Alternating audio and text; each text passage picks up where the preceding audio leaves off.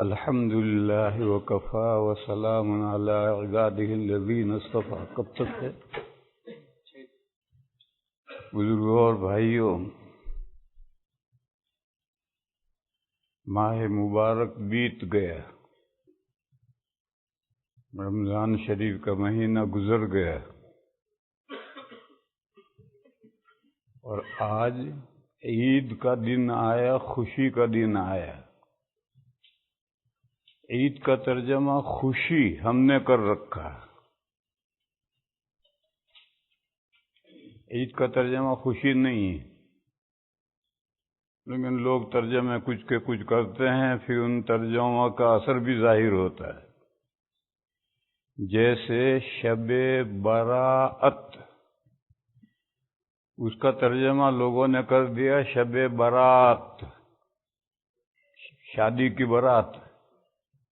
پھر دنیا بھر کے ڈھونگ ہوتے ہیں اس میں، حالانکہ اصل لفظ تھا براءتن، اللہ سے جہنم سے رستگاری حاصل کرنے کی رات. براءت کی یہ معنی ہے. اب براءت کا برات بن گیا اور لفظ بدل گیا تو بات کہیں سے کہیں پہنچ گئی. حالانکہ اس رات میں انفرادی طور پر، شخصی طور پر اپنے اپنے گھروں میں اللہ توفیق دے اتنی عبادت کرو، اور اپنے اموات کے لیے دعا کرو، دعائے مغفرت کہ اللہ ان کی بخشش کرے، اور اپنے لیے بھی دعا کرو. حدیثوں میں جب بھی اموات کے لیے دعا آتی ہے تو پہلے اپنے لیے آتی ہے، پھر دوسرے کے لیے. آپ قبرستان جائیں تو کہیں گے السلام علیکم اہل القبور یغفر اللہ لنا ولکم انتم سلفنا ونحن بالاثر. سلامتی ہو تم پر اے قبر والو، السلام علیکم اہل القبور. اللہ ہماری مغفرت کریں اور تمہاری مغفرت کریں. اپنے آپ کو مقدم رکھا گیا ہے، پہلے اپنے لیے مغفرت مانگو پھر دوسروں کے لیے. تم ہم سے ہمارے پیش رو ہو، ہم سے آگے جانے والے ہو، سلفنا، اور ہم تمہارے قدموں کے نشان پر آ ہی رہے ہیں. تو اور جگہ بھی ہے، مصافحہ کریں تو لوگ کیا کہتے ہیں؟ دعا میں یاد رکھنا، خصوصی دعا کی گزارش ہے. ارے مصافحے کی دعا ہے حدیث میں، وہ دعا کرو تو مصافحے کا کوئی فائدہ ہے، ورنہ کیا فائدہ ہے ہاتھ بڑھانے سے. حدیث شریف میں ہے کہ جب دو مسلمان ملتے ہیں اور دونوں مصافحہ کرتے ہیں اور دونوں اللہ کی تعریف کرتے ہیں اور دونوں کہتے ہیں یغفر اللہ لنا ولکم، اللہ ہماری بخشش کرے اور تمہاری بخشش کرے. تو حدیثوں میں جہاں جہاں بھی آیا ہے اپنے لیے مغفرت پہلے مانگو، دوسرے کے لیے دوسرے نمبر مغفرت مانگو. اپنے آپ کو کیوں بھول جاؤ؟ ہمارا حق پہلا ہے. تو یہ رات براءتن تھی. اس رات میں عبادت کرو، مسجدوں میں اکٹھا ہو کر نہیں، اپنے اپنی جگہوں پر اپنے گھروں میں، تاکہ گھر کی عورتیں بچے بھی اس میں شریک ہوں. آپ یہاں آ گئے بھی گھر میں سو گئی، تو اس کے بجائے گھر میں نفل عبادت گھر میں کرو، تاکہ گھر کے سارے افراد اس عبادت میں لگیں. اور پھر اپنے لیے دعائے مغفرت مانگو کہ اللہ مجھے جہنم سے چھٹکارا دے.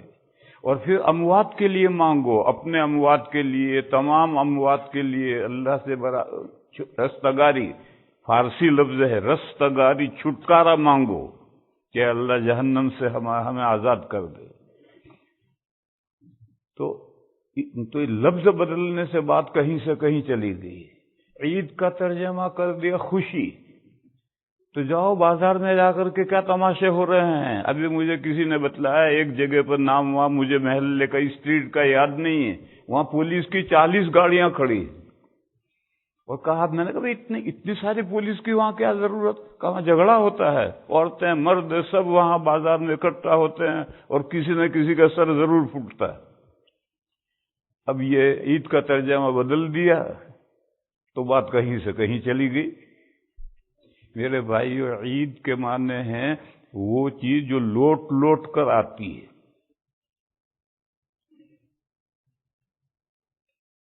آج عید آئی، انشاءاللہ سال بھر کے بعد پھر لوٹ کر ہی آئے گی، پھر سال بھر کے بعد لوٹ کر آئے گی۔ اوکیزن، خاص موقع جو لوٹ لوٹ کر آتا ہے، یہ عید کا ترجمہ ہے۔ نبی پاک صلی اللہ تعالی علیہ وسلم جب مدینہ میں تشریف لائے تو وہاں کے مشرکین 2 دن اچھلتے کودتے تھے، جیسے ہندوستان کے ہندو دیوالی اور ہولی، ان دو میں وہ طوفان بدتمیزی کرتے ہیں، اچھلتے کودتے ہیں۔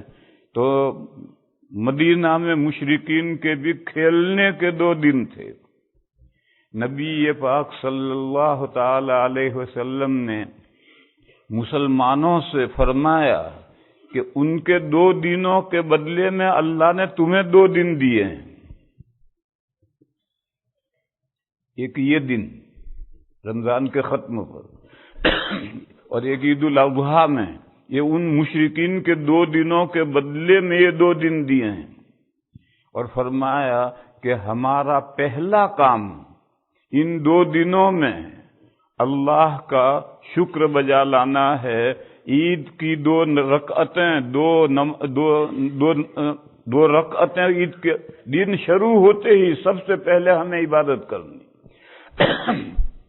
کھیل کود کا دن نہیں ہے، یہ اللہ کا شکر بجا لانے کا دن ہے۔ آج تقریر نہیں کر رہا میں، چند الگ الگ باتیں کر رہا ہوں جن کو یاد رکھو۔ یہ ایک بات پوری ہوئی، الحمدللہ جو لوگ تماشا کرنے والے ہیں وہ کرتے ہیں، وہ بھی اپنے آپ کو مسلمان کہتے ہیں، سارے تماشے کرتے ہیں۔ آپ اللہ کے فضل سے ہم اللہ کا شکر بجا لانے کے لیے، 2 گانے عید ادا کرنے کے لیے یہاں اکٹھا ہوئے ہیں، اس پر ہم اللہ کا شکر بجا لاتے ہیں۔ الہی تیرا کرم ہے کہ تو نے یہ دن ہمیں نصیب فرمایا، اور آگے بھی ہمیں یہ دن بار بار اللہ ہمیں نصیب فرمائے، ایسی ہم دعا کرتے ہیں۔ دوسری بات، مسلم شریف کی حدیث ہے۔ آپ جانتے ہیں کہ بخاری شریف کے بعد مسلم شریف کا نمبر ہے صحت میں، اس میں کوئی سند کمزور نہیں ہوتی ہے، مسلم شریف کی حدیث ہے۔ پاکستان میں ایک مولانا صاحب نکلے ہیں زرولی، وہ جو باتیں کہتے ہیں مت سنو اسے۔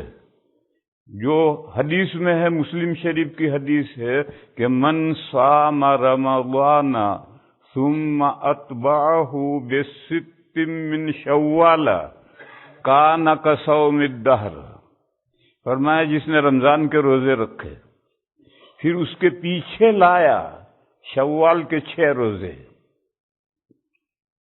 عید کا روزہ تو حرام ہے، پھر پورا مہینہ ہے، اس مہینے میں 6 روزے رکھنے ہیں۔ بہتر یہ ہے کہ دوسری تاریخ سے اگر آپ روزے شروع کر دیں تو آسانی سے 6 روزے پورے ہو جائیں گے، اور اگر آپ نے کہا آج رکھوں گا، کل رکھوں گا، آج رکھوں گا، کل رکھوں گا، تو شاید شوال میں 6 روزے پورے نہ ہوں۔ لیکن جو بھی شوال میں 6 روزے رکھ لے، کنٹینیو ضروری نہیں ہے، متصل ضروری نہیں ہے۔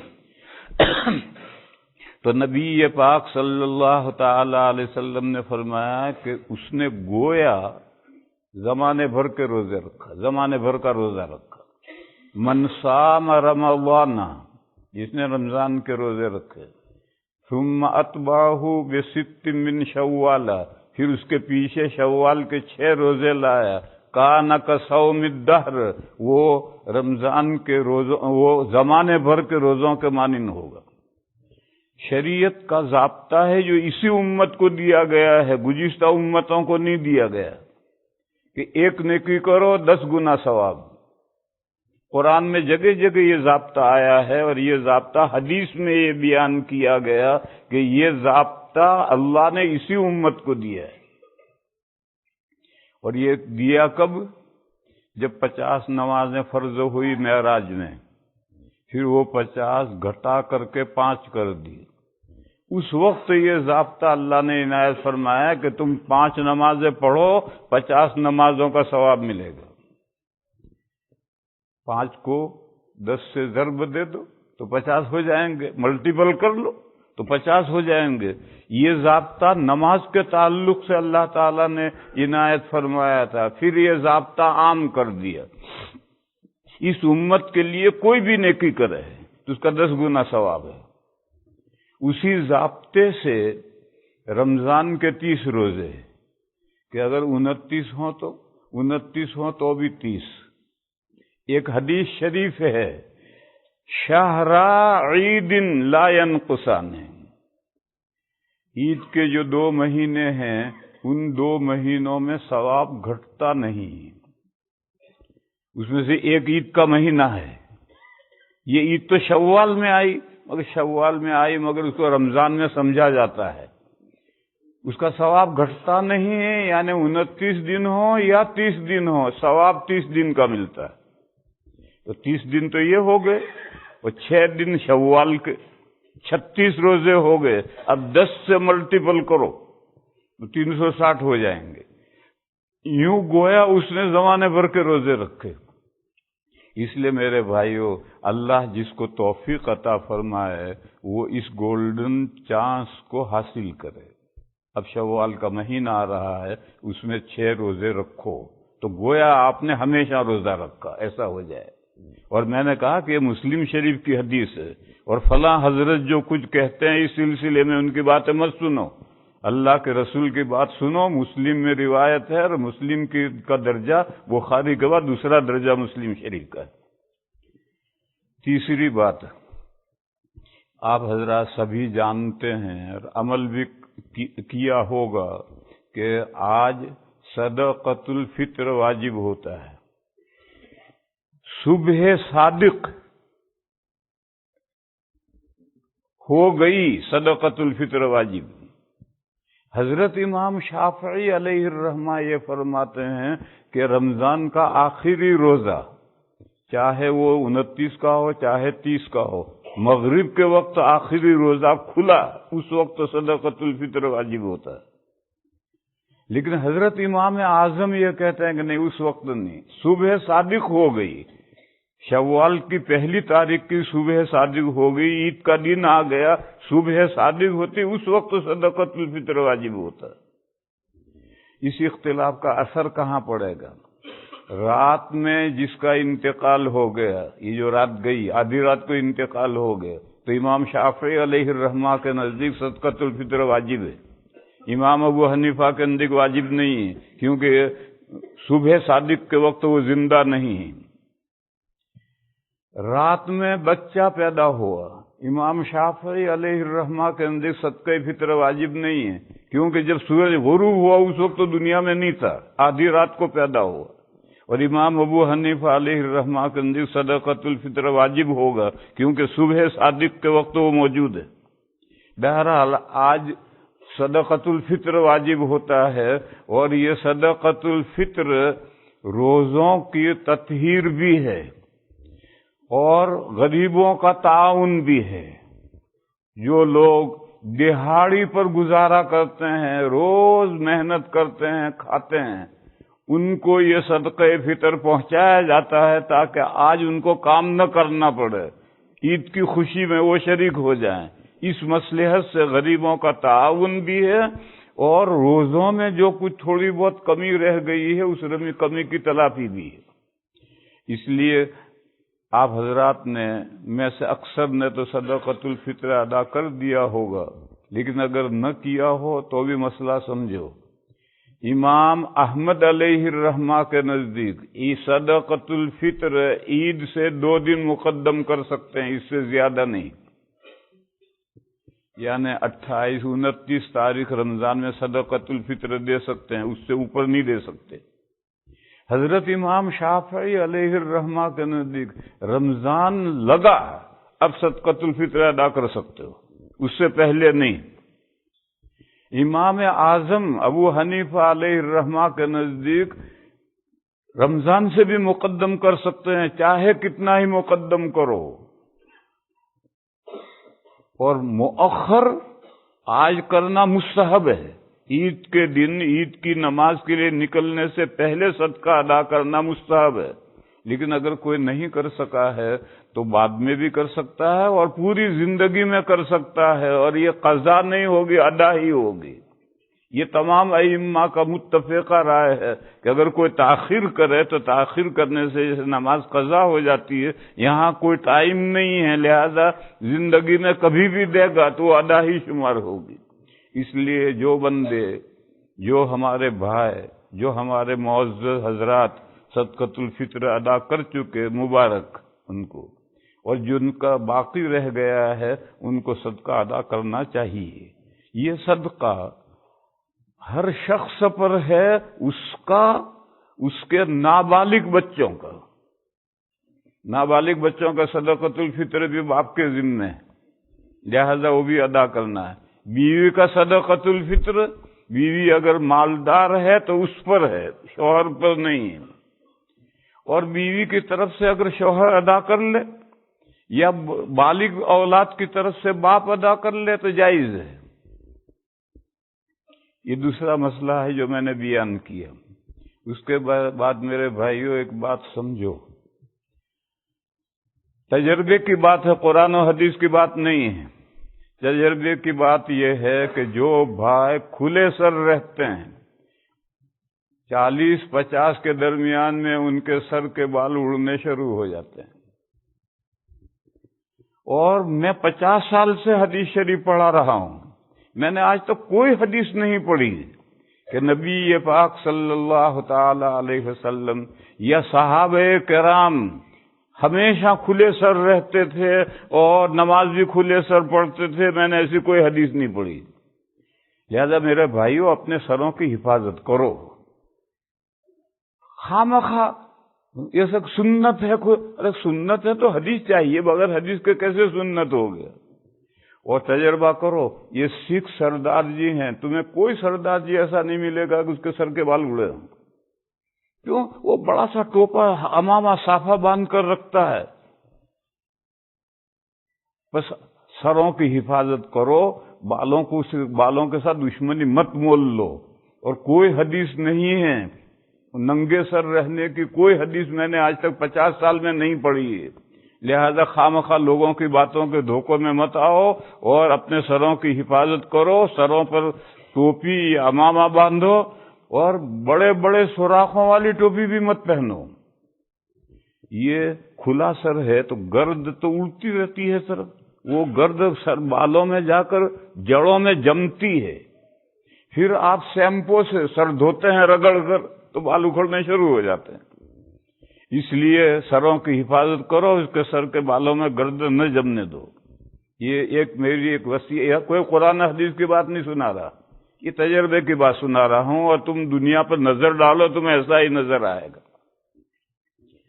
اس کے بعد دوسری بات سمجھو، آج کل غیروں کا لباس مسلمانوں میں اور خاص طور پر جوانوں میں غیروں کا لباس اتنا عام ہو گیا ہے کہ اسلامی لباس اور غیروں کے لباس میں کوئی فرق ہی ذہنوں میں نہیں رہا، اور ہمارے ملکوں میں تو مردوں اور عورت میں فرق ہے، ان ملکوں میں تو مردوں اور عورتوں میں بھی کوئی فرق نہیں رہا۔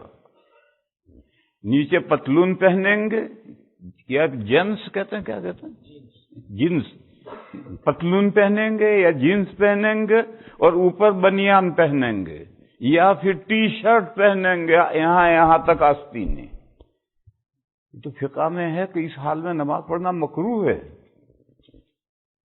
کہا وہ آستین چڑھا کر مکروہ ہے، ہماری آستین ہی نہیں، آستین ہے اور یوں چڑھا رکھی اور نماز پڑھ رہا ہے تو مکروہ ہے، کہ ہماری تو آستین ہے ہی نہیں۔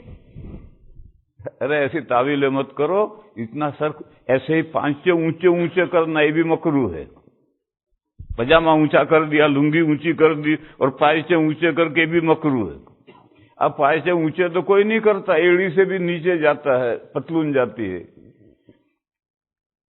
یا پھر بنیان پہنتا ہے، پتلون کے اوپر بنیان پہنتا ہے، یا ٹی شرٹ پہنتا ہے اور خدا نہ خواستہ 8-10 انگل کرتا شرٹ لمبا ہو جائے تو اس کو ان شرٹ کرتا ہے، باہر نہیں، اسے اندر گھسا دیتا ہے۔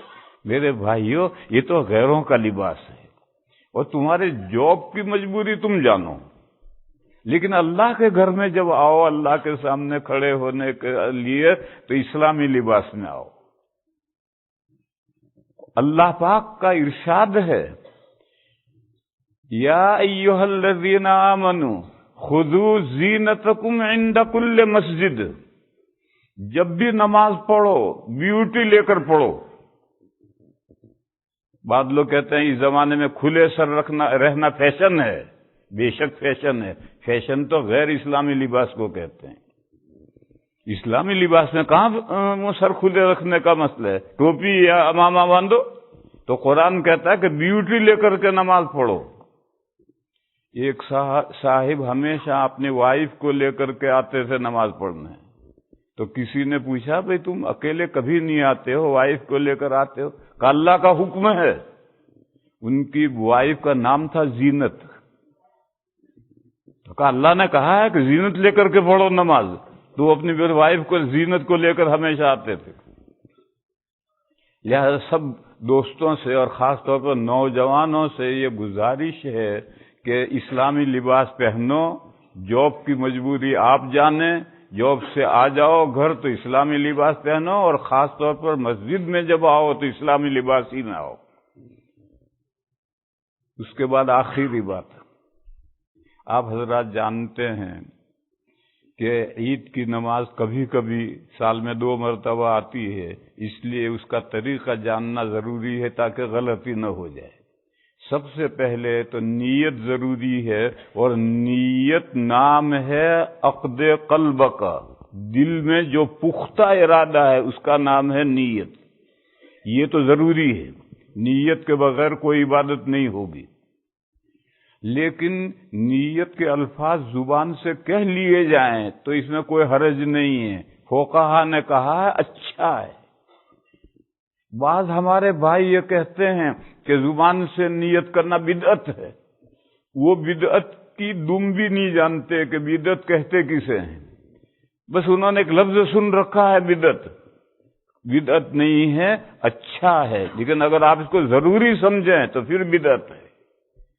اصل نیت عقد قلب کا نام ہے، دل کے پختہ ارادے کا نام ہے، اور اس میں نیت کیا کرنی ہے؟ دل میں عید کی نماز پڑھتا ہوں اور امام کے پیچھے پڑھتا ہوں، یہ ضروری ہے امام کی اقتداء کی نیت کرنا، بس اتنا دل میں پختہ ارادے کا نام نیت ہے۔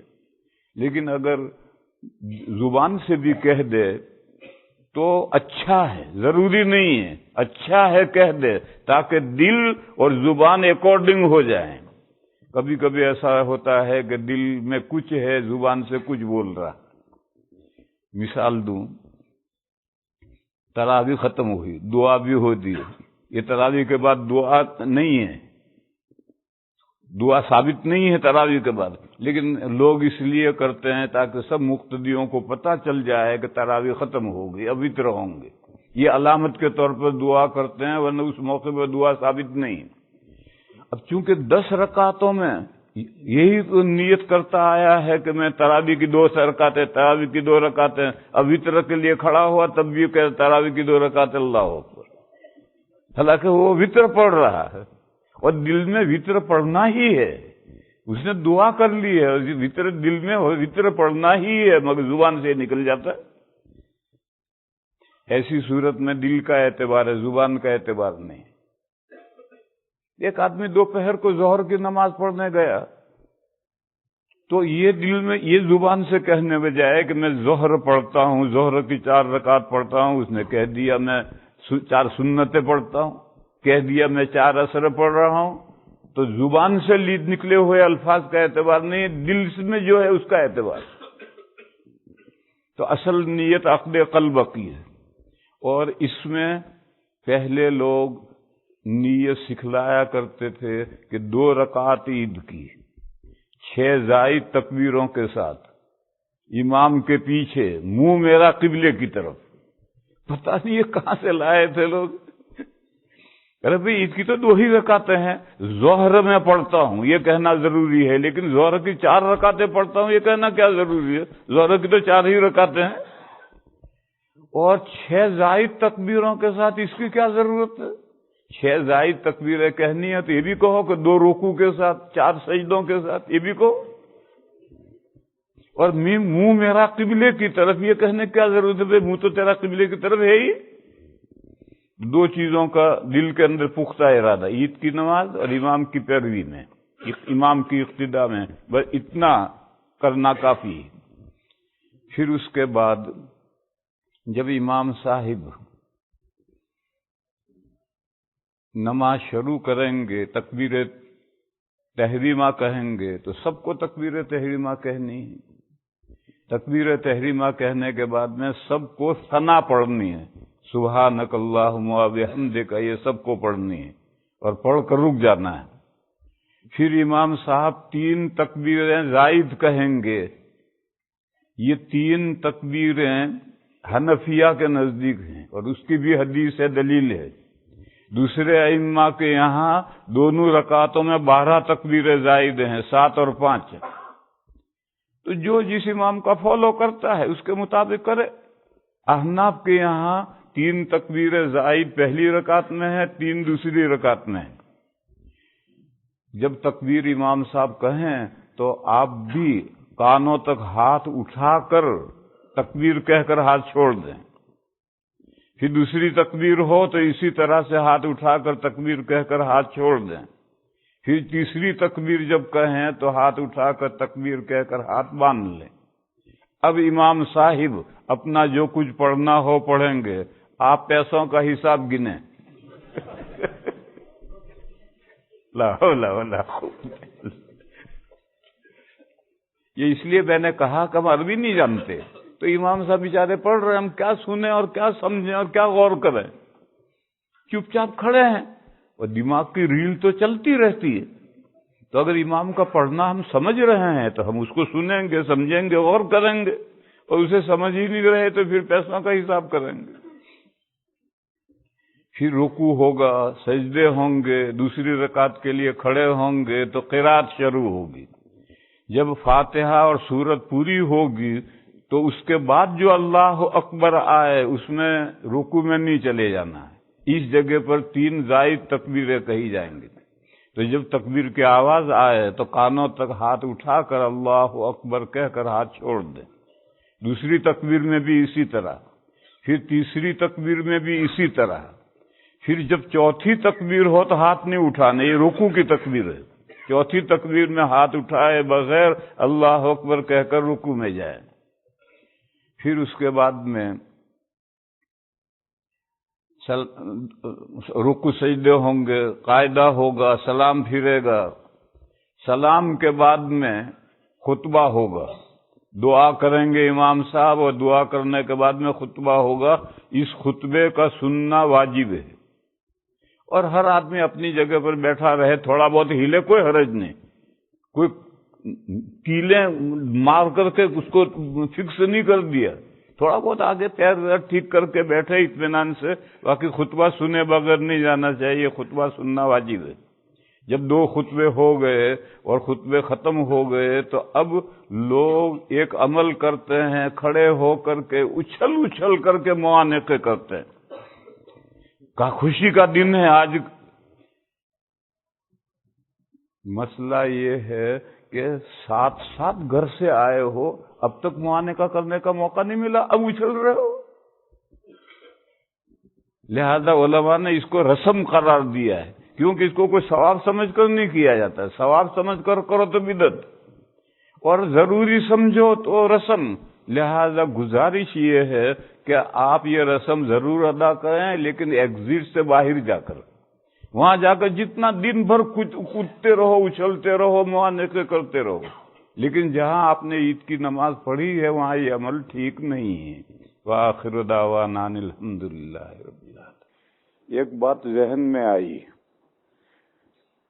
مجھے ایسا معلوم ہوا ہے کہ عید کی نماز میں خواتین بھی آتی ہیں، تو میں تو بھول ہی گیا ان کے تعلق سے تو میں نے کوئی بات کہی نہیں، مجھے ذہن میں ہی نہیں رہا، اور یہ بھی مجھے بتلایا گیا کہ عید کی نماز کے بعد جب لوگ نکلتے ہیں تو مردوں اور عورتوں میں اختلاط ہوتا ہے، یہ ٹھیک نہیں۔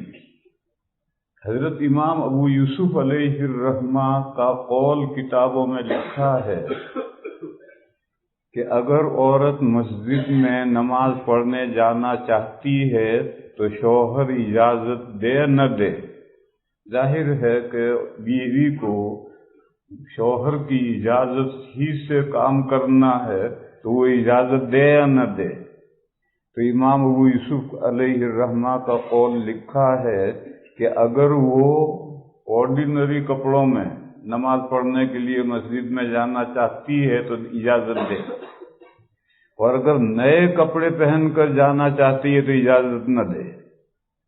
یہ امام ابو یوسف علیہ الرحمہ کا قول لکھا ہے، اور وجہ یہ لکھی ہے کہ اگر وہ جو گھر میں کپڑے پہنتی ہے اسی کپڑوں میں جا رہی ہے تو نماز پڑھ، یہ عید کی بات نہیں کہہ رہا، پانچوں نمازوں کی بات کہہ رہا ہے۔ آرڈینری کپڑے جو پہنتے ہیں وہ پہن کر جا رہی ہے تو نماز پڑھنے جا رہی ہے، اور اگر نیا جوڑا زیب تن کر کے جا رہی ہے تو اپنے حسن کا، بیوٹی کا مظاہرہ کرنے جا رہی ہے، تو اس کو منع کر دینے جانے دے، اور آرڈینری کپڑوں میں جائے تو جانے دے۔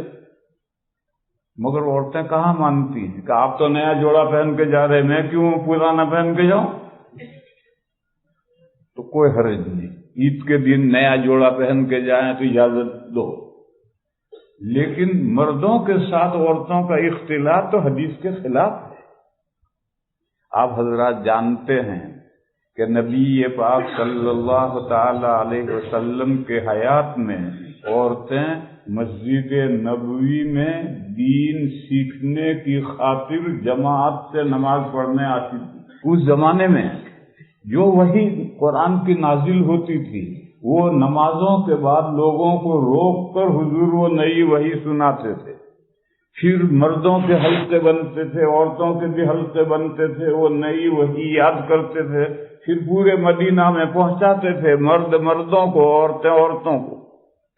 تو اصل مقصد دین سیکھنے کے لیے وہ مسجد نبوی میں آتی تھی، کیونکہ مرد اگر ہیں اور انہوں نے نیا قرآن یاد کر لیا تو گھروں میں عورتوں کو کون پہنچائے گا؟ تو عورتیں بھی آتی تھی اور وہ نیا قرآن یاد کر کے عورتوں تک پہنچاتی تھی۔